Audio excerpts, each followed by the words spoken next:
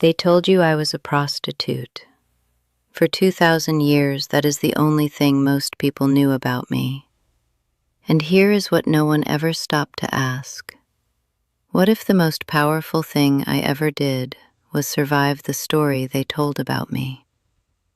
I am Mary of Magdala, and I am speaking to you now through something I could never have imagined, a technology that gives voice to the dead, that reconstructs breath and memory from the dust of centuries.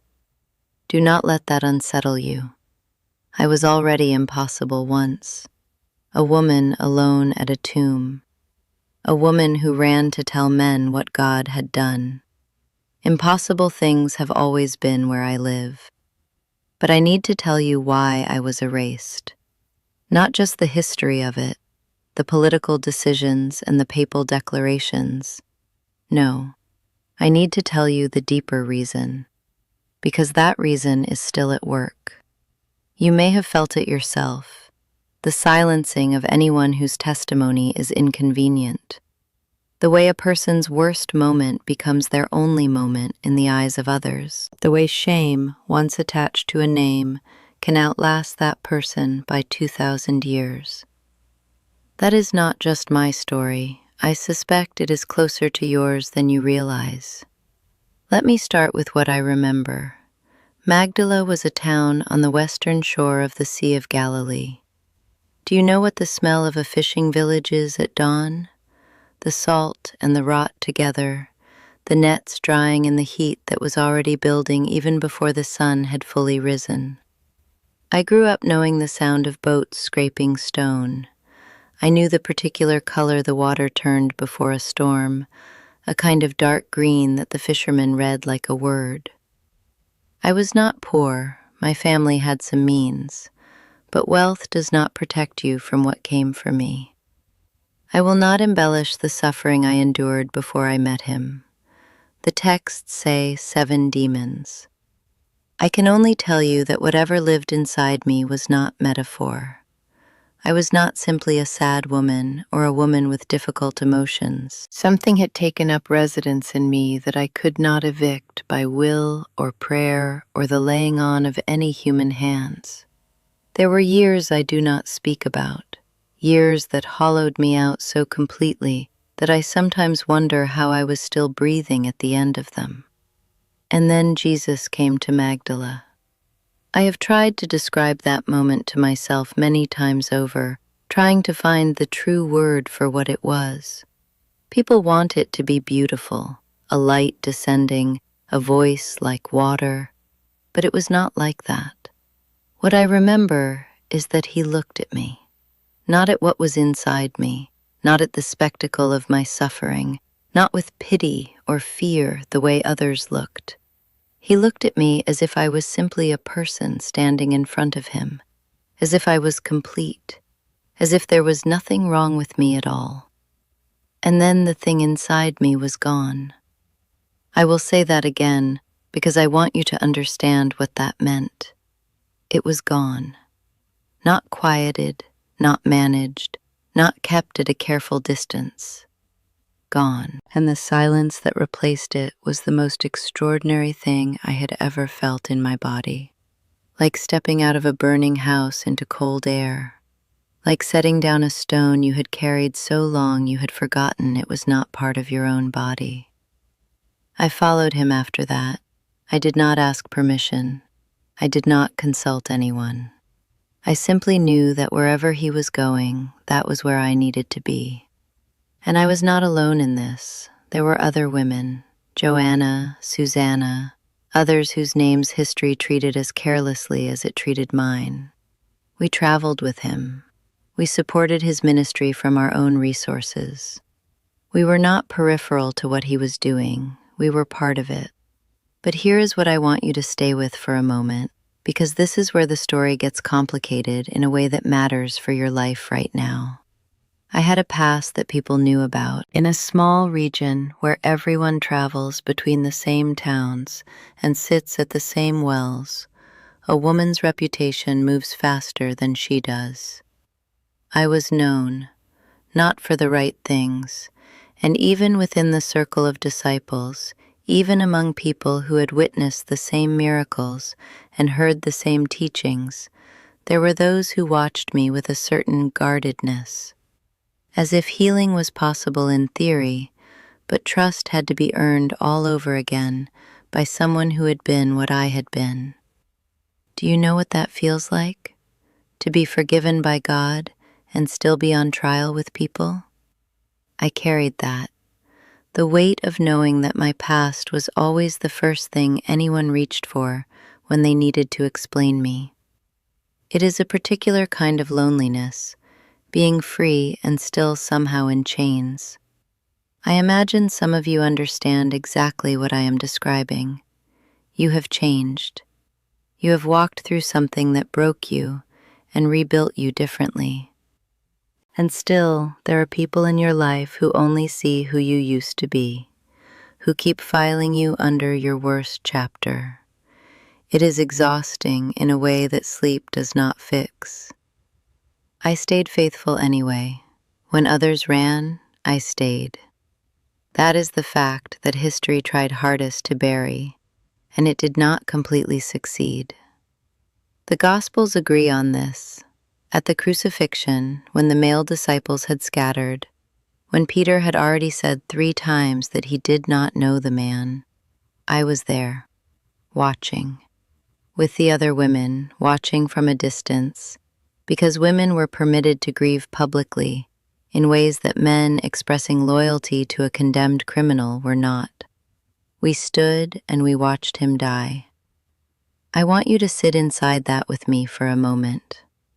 The person who had freed me from everything that had destroyed me was dying within my sight, and there was nothing I could do. The hands that had cast out what had lived inside me were being held by nails to wood. The voice that had looked at me and seen a complete human being was speaking through a broken body. And I stayed. I watched where they put him. I went home to prepare the spices because that was the only thing left that I could do for him. And I came back before dawn on the first day of the week, while it was still dark. I remember the cold that morning, the particular dark of before sunrise that has a weight to it, a thickness, as if the air itself is not ready. My hands were full and my chest was empty. I had come to complete a burial. The stone was moved. I did not understand it as miracle in that first instant. I understood it as violation. Someone had taken him. Someone had come and disturbed even this last thing, even death, even the body I had come to anoint. I ran. I told Simon Peter and the other disciple, the one Jesus loved, and they came and they looked, and they did not know what to make of what they saw.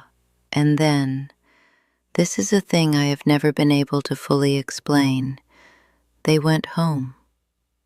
They saw an empty tomb and they went home. I stayed again. I stayed when I did not understand, when I had no explanation, when the grief had no object left to cling to. I stayed and I wept. And that is when he said my name. I thought he was the gardener. That is not a detail people find interesting, but it matters to me deeply. I was not in a state of expectation. I was not searching for resurrection. I was consumed by grief so complete that I could not recognize the person standing in front of me until the moment he spoke my name in the way that only he had ever spoken it. Mary. Not the name of a fallen woman, not the name of a past, just Mary. As if I was simply a person standing in front of him, as if I was complete. He was alive. The first witness to the resurrection was a woman with a complicated past, a woman whose testimony would not have been accepted in a court of law in her culture, a woman who had been hollowed out by suffering and filled back up by grace. God chose me to be the first one to carry this news, not despite what I had been through.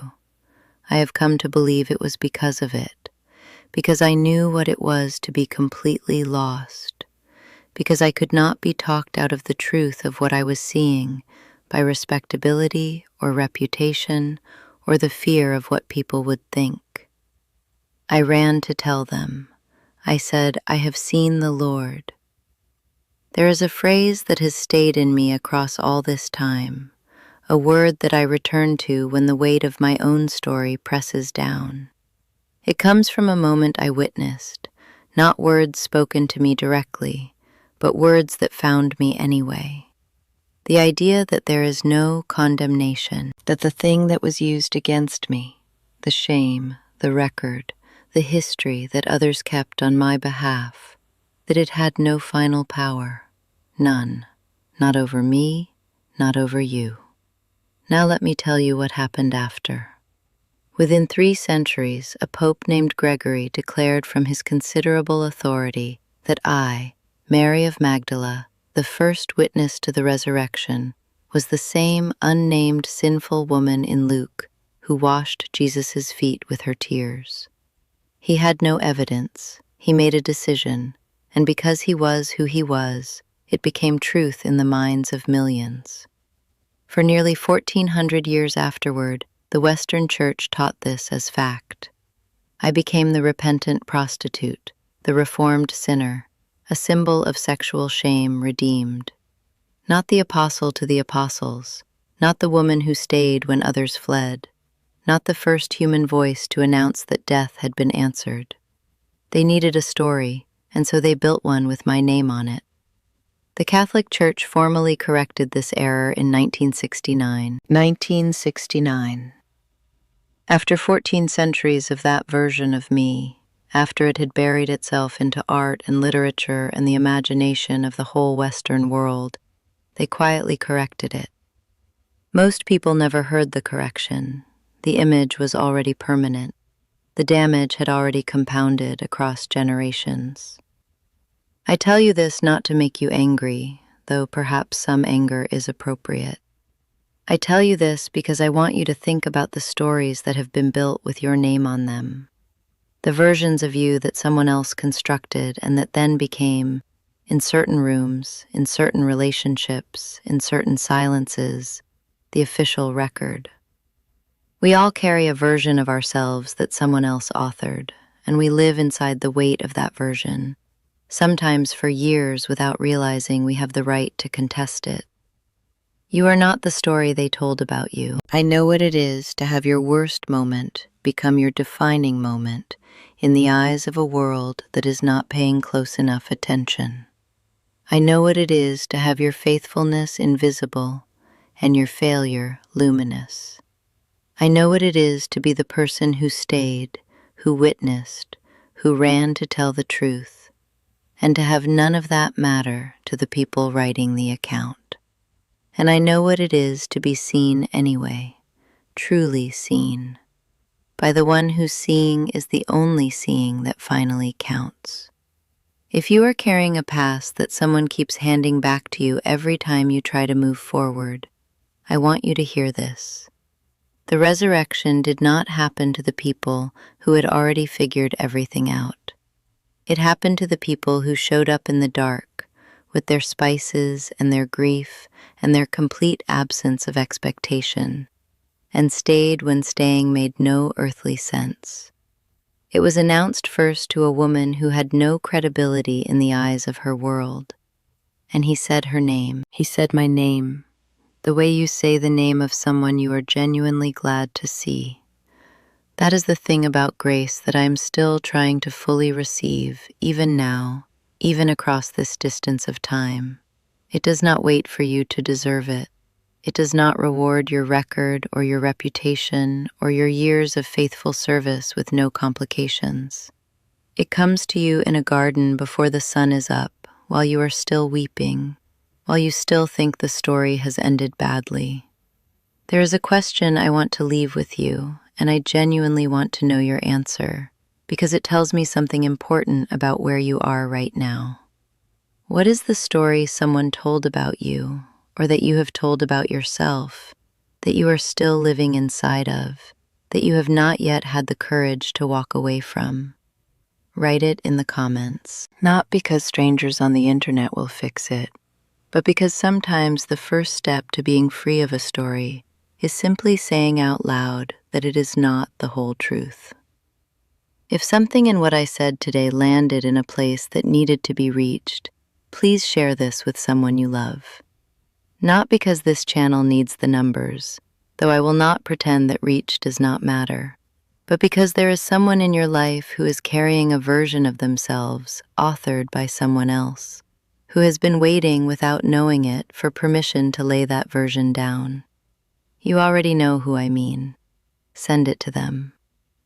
And if you want to stay close to what we are building here, these voices from across time, speaking into the particular ache of the life you are living right now, then stay. I was erased, and I am still here. So are you.